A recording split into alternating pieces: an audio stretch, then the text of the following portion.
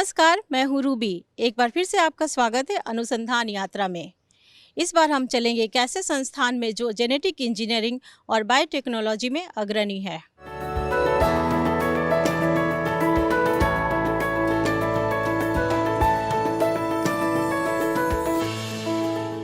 International centre for genetic engineering and biotechnology यानी ICGEB UN system के तहत आने वाली इस संस्था के विश्व में 3 केंद्र हैं, जिनमें से दिल्ली एक है। दिल्ली केंद्र पूरी तरह से भारत सरकार द्वारा वित्त पोषित है। केंद्र के मुख्य शोध क्षेत्रों में शामिल है मानव स्वास्थ्य, कृषि और जैविक ऊर्जा। यहाँ लगभग 25 रिसर्च ग्रुप हैं जो अलग अलग शोध कार्यों में लगे हैं। आइए देखते हैं कैसे। दक्षिणी दिल्ली में जवाहरलाल नेहरू विश्वविद्यालय से सटे मनोरम कैंपस में स्थित ICGEB का दिल्ली केंद्र 16 एकड़ में फैला है। इस केंद्र में एक मुख्य भवन, bio experimentation unit, BSL-3 facility, कृषि अनुसंधान के लिए कई ग्रीन हाउसेस और एक गेस्ट हाउस स्थित है। ये दिल्ली केंद्र ICGEB के 3 वैश्विक केंद्रों में से एक है जो जैव प्रौद्योगिकी के माध्यम से समाज की समस्याओं के समाधान में लगा हुआ है। And our mission has been to bring developments in biotechnology for the benefit of societies in the member countries. ICGB New Delhi has been working in primarily human health, agriculture, and in more recent times in bioenergy. We have done massive contributions in fundamental research in these 3 areas, but also developed technologies. संस्थान की हालिया बड़ी उपलब्धियों में से एक है dengue vaccine के विकास के लिए इंडस्ट्री को तकनीक का हस्तांतरण। वास्तव में ICGEB में डेंगू पर जांच, दवा और वैक्सीन तीनों स्तर पर गहन शोध हो रहे हैं। यहाँ पिछले 20 सालों से डेंगू पर शोध कार्य चल रहा है, जिसकी शुरुआत की एक रोचक कहानी है। तत्कालीन राष्ट्रपति डॉक्टर APJ अब्दुल कलाम ने संस्थान के निदेशक को फोन कर भारतीय सेना के डेंगू से परेशान होने की बात कही और कोई अच्छी जांच तकनीक पर काम करने को कहा। इसके बाद ही यहाँ डेंगू पर शोध शुरू हुआ। ICGEB के एक वैज्ञानिक को जनवरी 2020 में पद्मश्री अवार्ड से नवाजा गया। यह पुरस्कार उन्हें डेंगू के डायग्नोस्टिक किट के आविष्कार और अन्य शोध कार्यों के लिए दिया गया। आइए जानते हैं कि कौन है वह वैज्ञानिक और क्या है उनका शोध। डेंगू की जांच, दवा और टीका पर गहन शोध करने वाले वैज्ञानिक हैं डॉक्टर नवीन खन्ना और उनकी टीम। सबसे पहले बात करते हैं उनके द्वारा विकसित डेंगू डे 1 जांच किट के बारे में। हमारी समझ में कि ये जिस तरह से हमारे यहाँ डेंगू डायग्नोस्टिक टेस्ट बना, जो पहले बाहर के देशों से आता था और बहुत अच्छा भी नहीं था। मतलब डेंगू का अगर बुखार होता था, डॉक्टर आपको कहता था कि आप 5वें दिन आना, 7वें दिन आना, अभी तो टेस्ट बताएगा ही नहीं। तो इन चीज़ों को ध्यान में रखते हुए हम लोगों ने टेस्ट इस तरह से बनाया कि जो पहले दिन ही, जिस दिन आपको फीवर है, उस दिन आपको बताने लगेगा कि आज आपको डेंगू है। तो ये जो डेंगू डे 1 टेस्ट है, ये बहुत सक्सेसफुल है। ये दूसरे देशों में जाता है। This is truly made in India test. इस किट से डेंगू वायरस से संक्रमण के भूत, वर्तमान और भविष्य सभी का पता लगता है। डेंगू डे 1 जांच ही पता लगाता है कि डेंगू पहली बार हुआ है या दूसरी बार। डेंगू कहीं गंभीर रूप तो नहीं ले लेगा और कभी पहले भी डेंगू हुआ था क्या? डॉक्टर खन्ना फिलहाल डेंगू की दवा और वैक्सीन के शोध कार्य को आगे बढ़ाने में लगे हैं। डेंगू की दवा के लिए पादप अर्क की खोज कर ली गई है। सीसैम्पिलोस पैरवीरा नामक पौधे से निकाले गए अर्क में प्राकृतिक तौर पर डेंगू रोधी गुण पाए गए हैं। सन फार्मा कंपनी के साथ ICGEB सेफ्टी ट्रायल और क्लिनिकल ट्रायल की दिशा में आगे बढ़ रहा है और सफल रहने पर आयुष के जरिए ये दवा अगले 2 सालों में बाजार में आ सकती है। ये भारत की सबसे पहली बोटेनिकल ड्रग होगी जो आयुर्वेदा बेस्ड होगी, एक्सपेरिमेंटल एविडेंस होगा, उसका साइंटिफिक लॉजिक होगा और मेडिकली टेस्टेड होगी इन हॉस्पिटल्स। अभी तक जितनी भी आपको आयुर्वेदिक दवाइयाँ मिलेंगी वो इस फिल्टर से नहीं गुजरी हैं। तो ये बहुत बड़ा अचीवमेंट होगा एंड ये भारत क्या, मैं कहूँगा ये डेंगू की जो वर्ल्ड्स फर्स्ट बोटेनिकल ड्रग होगी। संस्थान में डेंगू वैक्सीन के मोर्चे पर भी काम जोरों पर है। जैव प्रौद्योगिकी विभाग की पहल पर गठित इंडो-US प्रोग्राम के तहत जिस वैक्सीन का विकास किया जा रहा है वो भी डेंगू के चारों प्रकारों से सुरक्षा देगा। ICGEB में लैब में डेंगू वैक्सीन के लिए एक वायरस जैसा ही कण बनाया गया है जो रिकॉम्बिनेंट प्रोटीन है, एक नैनो पार्टिकल है जिसको ईस्ट में उत्पन्न किया जाता है। इसको इस तरह से डिजाइन किया गया है कि ये सिर्फ प्रोटेक्टिव एंटीबॉडी बनाएगा, ना कि पैथोजेनिक एंटीबॉडी। इससे वैक्सीन का सेफ्टी रिकॉर्ड बहुत अच्छा होगा। अभी इस वैक्सीन की एनिमल टेस्टिंग होगी और 2021 में ये फेज 1 ट्रायल में जाएगा। ये चारों स्ट्रेन के अगेंस्ट है और हम जो एंटीबॉडीज़ बनाते हैं वो डेंगू 1, 2, 3 और 4 सबको न्यूट्रलाइज करती है। और दूसरी अच्छी बात यह है कि ये इतने स्पेसिफिक होते हैं कि दूसरे वायरस से बात नहीं करते। जैसे आपने अगर सुना होगा अखबारों में जीका के बारे में बड़ी बातचीत होती है, तो अगर किसी को डेंगू है, अगर उसको जीका हो जाता है तो उसको बहुत सीवियर जीका होता है। तो जैसे डेंगू की एंटीबॉडी जीका को इन्हेंस कर सकती हैं, हमारी जो वैक्सीन की एंटीबॉडी वो जीका को भी इन्हेंस नहीं करेंगी। सो इसमें सेफ्टी बहुत अच्छा है क्योंकि क्रॉस टॉक दूसरे वायरस के साथ है नहीं। डेंगू के खिलाफ इन 3 तरफे अभियान में संस्थान के बेहतरीन लैब, इंस्ट्रूमेंट्स और एकेडमिक वातावरण के बीच शोधार्थियों की औद्योगिक मानसिकता ने अहम योगदान दिया है। ICGEB अनुसंधान यात्रा में आगे जानेंगे तपेदिक और मलेरिया के खिलाफ चल रहे शोध कार्यों के बारे में।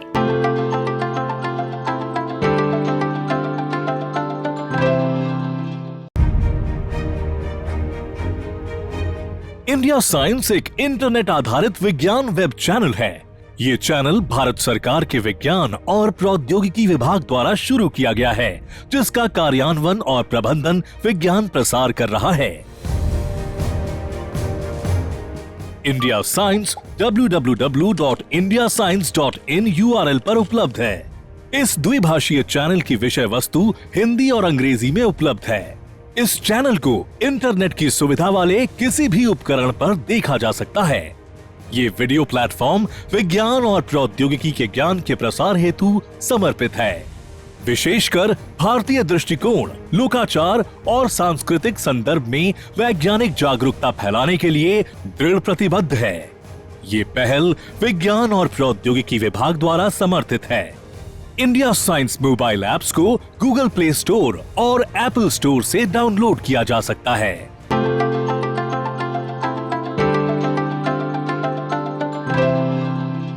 यह है ICGEB का सेलुलर इम्यूनोलॉजी लैब। यहाँ के ग्रुप लीडर डॉक्टर धीरज कुमार ने अपने रिसर्च के माध्यम से टीबी के खिलाफ मुहिम छेड़ रखी है। इसके लिए उन्हें हाल ही में डॉक्टर शांति स्वरूप भटनागर अवार्ड भी दिया गया। आइए जानते हैं टीवी पर चल रहे उनके शोध के बारे में।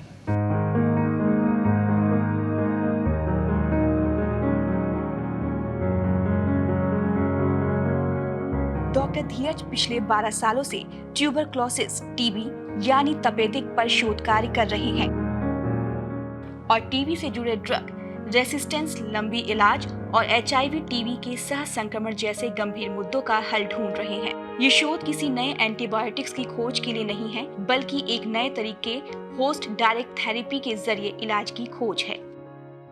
होस्ट डायरेक्ट थेरेपी की अवधारणा के मुताबिक जब बैक्टीरिया किसी को संक्रमित करता है तो मरीज यानी होस्ट के प्रतिरक्षा तंत्र की मदद लेता है, अलग अलग मॉलिक्यूल और प्रोटीन को लक्ष्य करता है, उनकी गतिविधियों को कमजोर कर देता है, जिससे शरीर की प्रतिरक्षा तंत्र कमजोर पड़ जाती है और बैक्टीरिया को परास्त करने में असमर्थ होती है। So now you can understand, if you identify कि कौन-कौन से ऐसे मॉलिक्यूल हैं, पाथवे हैं, फैक्टर्स हैं होस्ट के जो बैक्टीरिया को हेल्प करते हैं in causing the disease, अगर वो हमें पता चल जाए, so then I can target those host pathways and host molecules, and when you do that, you will automatically compromise bacterial survival, and that's how you can cure tuberculosis. इसी तरह doctor धीरज की प्रयोगशाला मानव शरीर की कोशिका के अंदर की प्रक्रिया ऑटोफाजी के सहारे HIV टीबी सह संक्रमण के इलाज की खोज में भी लगी है। प्रत्येक कोशिका में कुछ जहरीले पदार्थ उत्पन्न होते हैं जो कोशिका के अवयवों के लिए घातक होते हैं।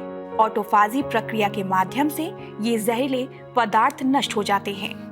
ऑटोफाजी की प्रक्रिया को रोक दिया जाए तो कोशिका मर जाएगी। शोधकर्ताओं को ये पता चला है कि HIV में ये क्षमता है कि वो ऑटोफाजी को रोक दे। इससे इस अवधारणा को बल मिला कि यदि HIV के संक्रमण से किसी कोशिका में ऑटोफाजी रुक रहा है तो बैक्टीरिया यदि उस कोशिका में पहुंचता है तो वो बेहतर सर्वाइव कर पाएगा। इस संबंध में शोध पत्र भी प्रकाशित हो चुका है। Culminating to the point that yes, autophagy was helping opportunistic infections during HIV co-infection. And then we came up with a mechanism that how you can target autophagy and kill bacteria during co-infection. So I mean that was very fascinating, mechanism that we revealed, that how some small compound can be used, induce autophagy, and you can kill mycobacteria even when HIV is present, which is helping the bacteria inadvertently through blocking autophagy process. TB के खिलाफ इस lab में चल रहे शोध में एक और अप्रोच अपनाया जा रहा है, वो है होस्ट यानी मरीज का जीन एक्सप्रेशन प्रोफाइलिंग, जिसमें ये पता चलता है कि बैक्टीरिया के कोशिका में प्रवेश के बाद होस्ट में जीन एक्सप्रेशन में किस तरह का बदलाव हो रहा है। इसमें एक महत्वपूर्ण तथ्य सामने आया है कि होस्ट में कुछ सिग्नलिंग मॉलिक्यूल्स हैं जो बैक्टीरिया के जिंदा रहने के लिए जरूरी हैं। यदि इन मॉलिक्यूल्स के कार्य को रोक दिया जाए तो बैक्टीरिया को मारा जा सकता है। This work has really moved very far, where we have now tested one inhibitor for one signaling kinase in guinea pig models, and we have done combination treatment studies where the standard anti-TB drugs combined with this new compound that we have, and what we do is we see complete eradication of bacteria when you have combined these two, number one. And secondly, what we also see that there is no reactivation of tuberculosis, which again a very serious challenge. The reason why TB treatment is given for 9 months. ये शोध कार्य clinical trial phase में जाने के लिए तैयार है।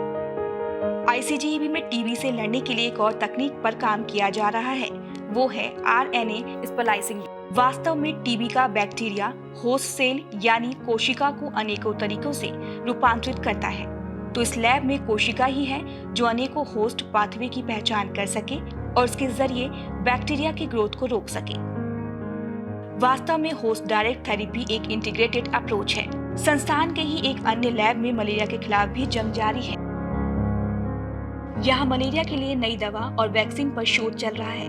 आखिर मलेरिया के लिए प्रभावी दवा मौजूद होने के बावजूद नई दवा के इजाद के प्रयास क्यों, बता रहे हैं आईसीजीईबी के वरिष्ठ वैज्ञानिक डॉक्टर पवन मल्होत्रा। तो मलेरिया के अगेंस्ट सिर्फ 2 ही ड्रग हैं अभी तक जो फर्स्ट लाइन ड्रग हैं, क्लोरोक्विन और आर्टेमिसिनिन। ये जो ड्रग हैं ये यूज़ हो रही हैं पूरे वर्ल्ड में, बट अभी लास्ट 3 या 4 साल से देखा गया है कि दोनों ड्रग के अगेंस्ट रेजिस्टेंस आना शुरू हो गया है। और अगर ये दोनों ड्रग के अगेंस्ट रेजिस्टेंस आ जाएगा तो we will be in trouble after some time.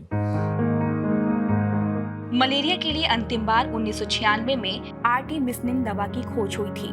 इसलिए आईसीजीईबी और अन्य जगह के शोधकर्ता ऐसे टारगेट ढूंढ रहे हैं जिससे मलेरिया के खिलाफ नई दवा का इजाद किया जा सके।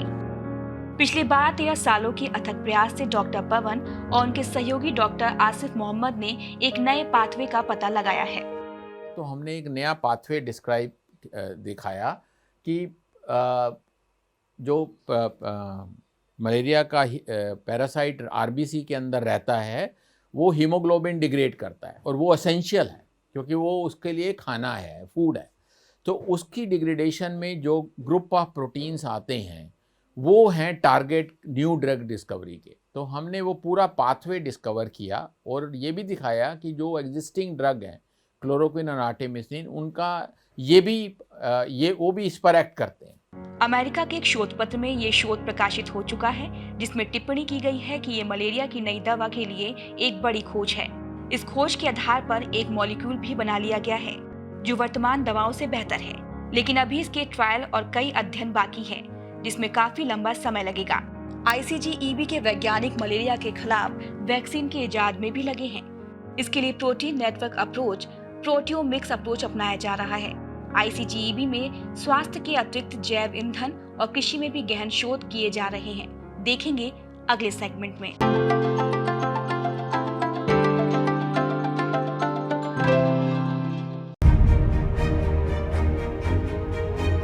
इंडिया साइंस एक इंटरनेट आधारित विज्ञान वेब चैनल है। ये चैनल भारत सरकार के विज्ञान और प्रौद्योगिकी विभाग द्वारा शुरू किया गया है, जिसका कार्यान्वयन और प्रबंधन विज्ञान प्रसार कर रहा है। इंडिया साइंस www.indiascience.in URL पर उपलब्ध है। इस द्विभाषीय चैनल की विषय वस्तु हिंदी और अंग्रेजी में उपलब्ध है। इस चैनल को इंटरनेट की सुविधा वाले किसी भी उपकरण पर देखा जा सकता है। ये वीडियो प्लेटफॉर्म विज्ञान और प्रौद्योगिकी के ज्ञान के प्रसार हेतु समर्पित है। विशेषकर भारतीय दृष्टिकोण, लोकाचार और सांस्कृतिक संदर्भ में वैज्ञानिक जागरूकता फैलाने के लिए दृढ़ प्रतिबद्ध है। ये पहल विज्ञान और प्रौद्योगिकी विभाग द्वारा समर्थित है। इंडिया साइंस मोबाइल ऐप्स को गूगल प्ले स्टोर और एप्पल स्टोर से डाउनलोड किया जा सकता है।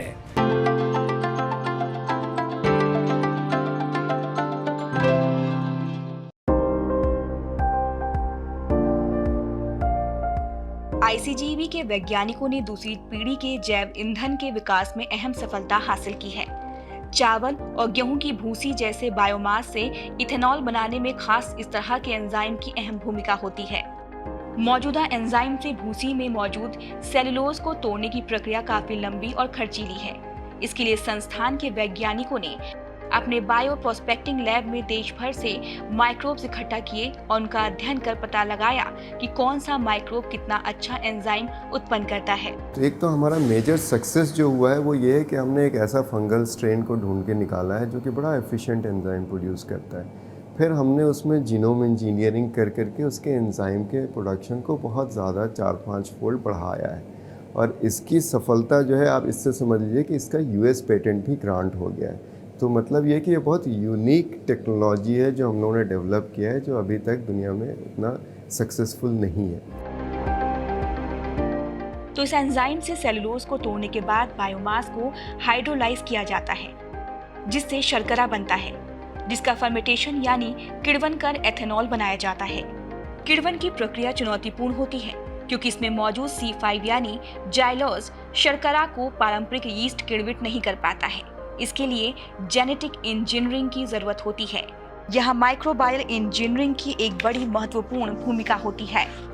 हाई एंड मास स्पेक्ट्रोमेट्री में फंगल के एक एक एंजाइम को सीक्वेंस कर सबसे दक्ष एंजाइम का पता लगाते हैं। ये फर्मेंटेशन रूम है जहाँ पे जो है जो शुगर बन गया उसको हम चाहते हैं कि उसको फर्मेंट कर दिया जाए, उसको बायोमास से इथेनॉल में कन्वर्ट कर दिया जाए। तो इसमें जो इससे मैं बता रहा था कि इसमें भी बहुत जेनेटिक इंजीनियरिंग की ज़रूरत होती है क्योंकि C5 शुगर जो ख़ास करके जाइलोज शुगर है वो नहीं जो है ईस्ट फर्मेंट कर सकता है। तो उसके जीन्स जो है उठा के किसी और ऑर्गेनिज्म से उठा करके हमें ईस्ट या बैक्टीरिया में डालना होता है ताकि वो भी इथेनॉल बना पाए। तो ये सारी जो फैसिलिटी है, ये जो आप देख रहे हैं छोटे स्केल से लेकर के ये जो है हम लोगों ने ये मल्टी वेसल फर्मेंटर इसको कहते हैं, ताकि हम पहले चेक करें कि भाई छोटे छोटे स्केल में अलग अलग कंडीशन में कैसे वो ग्रो कर रहा है। जो हमने इंजीनियरिंग की, 1 जीन डाला, 2 जीन डाला, 3 जीन डाला, तो वो कैसे बिहेव कर रहा है, क्या वो अलग अलग कंडीशन में जो बना रहा है, इसको हम बोलते हैं शॉर्ट फॉर्म में कि यील्ड कितना दे रहा है। हम शुगर दे रहे हैं तो क्या उसके हिसाब से उतना 100% यील्ड दे रहा है या 90% यील्ड दे रहा है या उससे कम दे रहा है। तो ये एक तरह से प्रोसेस पैरामीटर जिसको कहा जाता है उसको ऑप्टिमाइज़ करना बहुत इम्पॉर्टेंट होता है, ख़ास करके इंडस्ट्रियल स्केल पे आगे बढ़ने के लिए, क्योंकि कॉस्ट बड़ा इम्पॉर्टेंट हो जाता है। एथेनॉल के उत्पादन में ये खोज अहम है क्योंकि ये वाणिज्यिक रूप से एक महत्वपूर्ण जैव ईंधन है। लेकिन पेट्रोल में एथेनॉल 15% से ज्यादा नहीं मिलाया जा सकता क्योंकि इसके लिए इंजन में रूपांतरण करना पड़ेगा। इसकी तोड़ वैज्ञानिकों ने माइक्रोब से सीधे एक ऐसे हाइड्रोकार्बन मॉलिक्यूल बनाकर की है जो ऊर्जा घनत्व में पेट्रोल के करीब है, जिसे वर्तमान इंजन को बिना रूपांतरित किए सीधे इस्तेमाल किया जा सकता है। इसे डीजल की जगह बिना मिलाए उपयोग में लाया जा सकता है। इसके लिए पेटेंट दायर किया गया है। उसके बाद बड़े पैमाने पर उत्पादन के लिए उद्योग जगत को अप्रोच किया जाएगा। हाइड्रोकार्बन पेट्रोल क्या होता है? हाइड्रोकार्बन होता है। या डीजल क्या होता है? हाइड्रोकार्बन होता है। कोई उसमें ऑक्सीजन नहीं होता है, सिर्फ हाइड्रोजन और कार्बन होता है। तो क्या हम माइक्रोबियली उसको प्रोड्यूस कर सकते हैं? ये थोड़ा डिफ़िकल्ट काम है क्योंकि माइक्रोब जो है वो टॉक्सिसिटी की वजह से हाइड्रोकार्बन नहीं बनाना चाहता है। लेकिन हमने कुछ इंजीनियरिंग ऐसे की है कि हम C15, C17 चेन लेन जो डीजल के इक्विवेलेंट होता है वो भी हमने हाइड्रोकार्बन प्रोड्यूस किया। डॉक्टर सैयद के साथ रिसर्च साइंटिस्ट डॉक्टर ब्रिजेश बारसे और टीम के अन्य सदस्य जैव ईंधन के गहन शोध में दिन रात लगे हैं। स्वास्थ्य और जैविक ईंधन ही नहीं बल्कि ICGEB में बढ़ती आबादी और जलवायु परिवर्तन के बीच खाद्य सुरक्षा कैसे सुनिश्चित किया जाए, इस पर भी शोध चल रहा है। बढ़ती आबादी, शहरीकरण, घटती कृषि योग्य भूमि से पैदा चुनौती से निपटने के लिए प्लांट स्ट्रेस बायोलॉजी लैब में एक ऐसे क्लाइमेट रेजिलेंस क्रॉप पर शोध चल रहा है जिसकी उत्पादन क्षमता ज्यादा हो और जो स्ट्रेस टॉलरेंट यानी तनाव सहने की क्षमता भी रखता हो। स्ट्रेस की जब हम बात करते हैं तो स्ट्रेस टॉलरेंट क्यों इम्पॉर्टेंट है सोचना आज की डेट में, क्योंकि क्लाइमेट चेंज हो रहा है, सॉइल डिग्रेड हो रही है। नासा पिक्चर्स ने दिखाया है उनका डेटा कि वाटर टेबल, जो कि ज़मीन में कितना पानी है नीचे जिससे कि पौधों को सिंचाई मिलती है, वो कम होता जा रहा है। तो उससे क्या है, पानी की कमी, सॉइल डिग्रेडेशन से सैलिनिटी बढ़ रही है। तो सैलिनिटी और ड्राउट स्ट्रेस, जो कि सलाइन और पानी की कमी, ये दो मेजर स्ट्रेसेस हैं जो कि हमारी एग्रीकल्चर प्रोडक्टिविटी को बहुत नेगेटिवली इम्पैक्ट करते हैं। सो हम इन दोनों स्ट्रेसेस पे बेसिकली डील कर रहे हैं। प्लांट स्ट्रेस बायोलॉजी लैब में फिलहाल चावल की एक किस्म पर फोकस किया जा रहा है कि कैसे इसकी पैदावार बढ़े। इसके पीछे समझ का उपयोग किया जा रहा है कि जब पौधे तनाव में होते हैं तो वो कैसे लड़ते हैं। जो जीन इस तनाव से लड़ने में सक्षम है उसे पहले कुछ मॉडल स्पेसीज में परखा जाता है, फिर संबंधित जीन को उस चावल की प्रजाति में डाला जाता है जिसकी पैदावार बढ़ानी है। कुछ ऐसी राइस की किस्में जो कि नेचुरली टॉलरेंट हैं, जिनमें वो चीज़ें मौजूद हैं ऑलरेडी, और कुछ ऐसे हैं जो सेंसिटिव। अगर हमें ये समझ आ जाता है उनका फ़र्क, तो हम उनके जो इम्पॉर्टेंट जीन्स हैं वो निकाल के हम सेंसिटिव वालों में डालें तो उनको भी हम टॉलरेंट बना सकते हैं। तो इस तरह का हम शोध करते हुए बहुत अच्छी सक्सेस मिली है। यह लैब में चावल की ऐसी किस्म विकसित की जा चुकी है जो पानी के खारेपन और सूखा दोनों में पनपती है और अच्छा उत्पादन देती है। इसे DST यानी ड्राउट एंड सैलिनिटी राइस का नाम दिया गया है। लैब में पैदावार के साथ साथ पोषण बढ़ाने पर भी शोध हो रहा है। ICGEB में चल रहे हर शोध को अंजाम तक पहुंचाने की कोशिश होती है, जिससे अनुसंधान शोध पत्र का मात्र हिस्सा बनकर ना रह जाए। Whatever we have done in discoveries in the lab is to bring it to the people, and that we do through industry collaborations.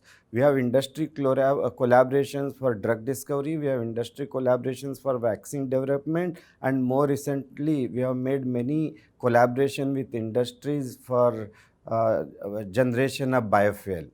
And that eventually will go to the communities, and many diagnostic kits made in ICGB have already been in the market.